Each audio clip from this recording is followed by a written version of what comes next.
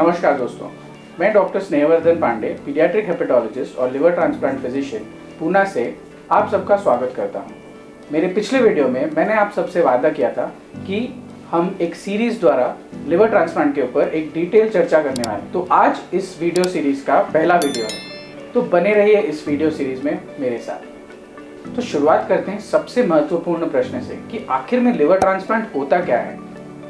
Simple language में अगर बताना चाहूँ तो यदि किसी डिजीज या फेल्ड लिवर को अपने शरीर से निकाला जाए और उसके बदले किसी हेल्दी लिवर को ऑपरेशन द्वारा अपने लिवर में बिठाया जाए, इस ऑपरेशन को लिवर ट्रांसप्लांट कहते हैं। तो आखिर में कुछ पेशेंट्स को लिवर ट्रांसप्लांट की ज़रूरत क्यों पड़ती है? किसी इंसान में यदि 30% लिवर भी अपना काम पूरी तरह कर रहा हो तो जीवन आमतौर पे नॉर्मल सी बिताई जा सकती है। लेकिन यदि किसी भी बीमारी के कारण ये लिवर का काम यदि 30% से कम हो जाए, तब शरीर में लिवर फेलियर के साइंस दिखने लग जाते हैं, जिसमें से आंखों में पीलिया होना, पेट में पानी जमना, दिमाग पे बेहोशी आना और खून की उल्टियाँ होना, ये लिवर फेलियर के संकेत माने जाते हैं। इन पेशेंट्स को यदि मेडिकल मैनेजमेंट के द्वारा कंट्रोल ना किया जा पाए तो आखिर में लिवर ट्रांसप्लांट ही एक उचित उपचार होता है। तो लिवर ट्रांसप्लांट आखिर किस प्रकार के होते हैं?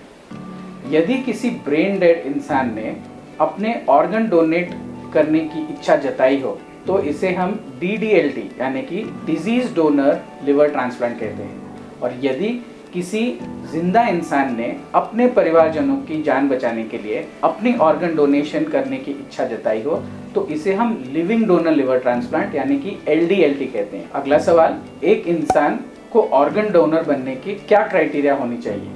एक इंसान जिसकी उम्र 18 से 55 साल तक के हो वो अपने ऑर्गन डोनेट कर सकता है।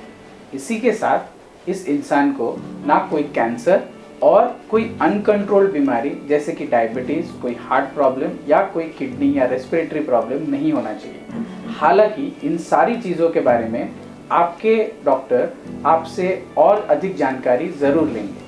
अगला सवाल कि एक ऑर्गन डोनर को क्या रिस्क होते हैं? जब किसी इंसान को ऑर्गन डोनर की तरह एग्जामिन या चेकअप की जाती है तब ना कि उसके लिवर की बट बाकी सारी ऑर्गन्स की भी जांचें की जाती है। एक डिटेल्ड प्रोफार्मा के द्वारा स्टेज्ड वाइज उनके सारे बॉडी के फंक्शंस और ऑर्गन्स को चेकअप किया जाता है और यदि इन जांचों में कोई भी खराबी निकली तो इसकी और अधिक जांच होकर इसके रिस्क को पहचाना जाता है। अब इस चर्चा को आगे बढ़ाने के लिए हम पीडियाट्रिक लिवर ट्रांसप्लांट के बारे में और अधिक जानकारी लेंगे। सबसे पहला सवाल पालकों का यह होता है कि क्या बच्चों में और अडल्ट में लिवर ट्रांसप्लांट सामान्य होते हैं और क्या इसके सक्सेस रेट्स सेम होते हैं?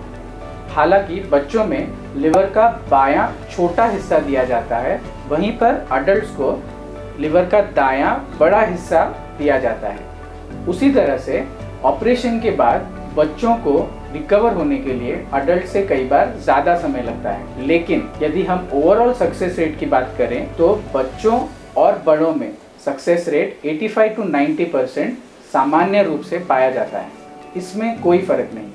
अगला सवाल यह है कि बच्चों के लिवर ट्रांसप्लांट का खर्चा क्या होता है? यदि आप ऑपरेशन का खर्चा जानना चाहें तो उसका खर्चा 12 से 18 लाख के बीच में आमतौर पर होता है। 6 महीने के बाद दवाइयाँ और ब्लड टेस्ट की ज़रूरत कम होती जाती है और इसका खर्चा आमतौर पे 5 से 10 हज़ार रुपये प्रति महीने तक होता है। कई बार पालक हमसे यह जानना चाहते हैं कि लिवर ट्रांसप्लांट के बाद क्या हमारा बच्चा पूरी तरह सही हो जाएगा? क्या ये बीमारी वापस तो नहीं आ जाएगी?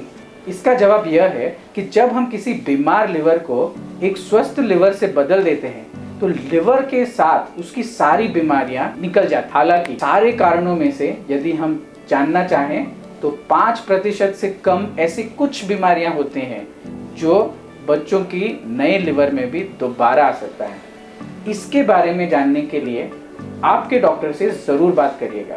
पालक हमसे पूछते हैं कि क्या लिवर ट्रांसप्लांट के बाद मेरा बच्चा किसी नॉर्मल बच्चे की तुलना में जी पाएगा? तो इसका जवाब यह है कि यदि आपका ट्रांसप्लांट सक्सेसफुल रहता है तो आपका बच्चा और किसी दूसरे बच्चे में कोई फर्क नहीं होगा, लेकिन आपके बच्चे को रेगुलर दवाइयाँ और साल में कम से कम एक बार फॉलोअप की जरूरत हमेशा रहे। इसके अलावा यदि किसी बच्चे का ट्रांसप्लांट समय से हो जाए तो उसका हाइट, वेट, इंटेलेक्चुअल डेवलपमेंट और बाकी सारे डेवलपमेंटल पैरामीटर्स किसी दूसरे बच्चे की तुलना में सामान्य रहते हैं। तो दोस्तों, इस वीडियो द्वारा हमने कुछ कॉमन क्वेश्चंस को आंसर करने की कोशिश की है। हमारे आने वाले वीडियो में हम इसी चर्चा को और अधिक डिटेल में डिस्कस करने वाले हैं, जैसे कि किसी पीडियाट्रिक पेशेंट को लिवर ट्रांसप्लांट के लिए कैसे तैयार करना चाहिए, किसी डोनर को क्या ख्याल रखना चाहिए, आगे जाके इन पेशेंट्स में क्या कॉम्प्लिकेशंस हो सकते हैं, लॉन्ग टर्म हमें इन बच्चों का कैसे फॉलोअप रखना चाहिए। इसी सारी चीज़ों के बारे में और अधिक जानकारी के लिए हमारे इस वीडियो सीरीज़ में हमारे साथ रहिए और आशा करता हूं कि आप अपने सवाल हमें नीचे दिए गए कमेंट बॉक्स के द्वारा ज़रूर पहुंचाएं। हम कोशिश करेंगे कि इन सारे प्रश्नों का जवाब हम हमारे आने वाले वीडियो सीरीज़ द्वारा ज़रूर करेंगे। धन्यवाद।